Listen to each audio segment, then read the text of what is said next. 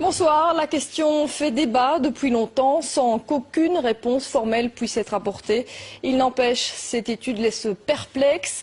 Des chercheurs de l'ULB ont exposé des fourmis à des ondes GSM. Très vite, les animaux sont non seulement désorientés, mais ils perdent de 50% de leur capacité, un résultat qui donne à réfléchir. Jimmy Méo et Kinerkan. L'expérience peut être réalisée très rapidement. Poser un téléphone portable au milieu d'une société de fourmis et déjà instantanément, les premiers effets sont visibles. Vous voyez que celle-ci n'a plus sa locomotion normale.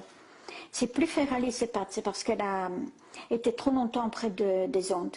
Ça, c'est une ataxie musculaire. Le premier système touché est le système nerveux. Mais le système nerveux, il dirige tout.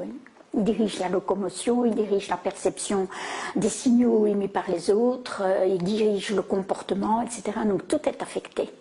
Les capacités d'apprentissage des fourmis exposées aux générateurs d'ondes sont affectées de 50% par rapport à la normale. Et même avec une période de récupération, elles ne retrouvent que 60% de leur capacité de mémorisation.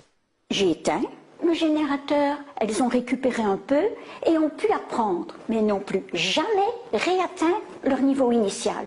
Il en est de même pour 7 fourmis exposées aux ondes du GSM.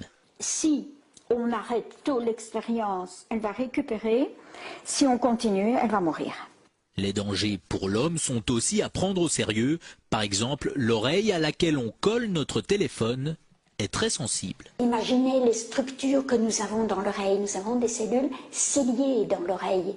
Déjà dans l'oreille moyenne, la trompe d'Eustache, mais après, pour l'équilibre, pour le son, ce sont des cellules terriblement fragiles.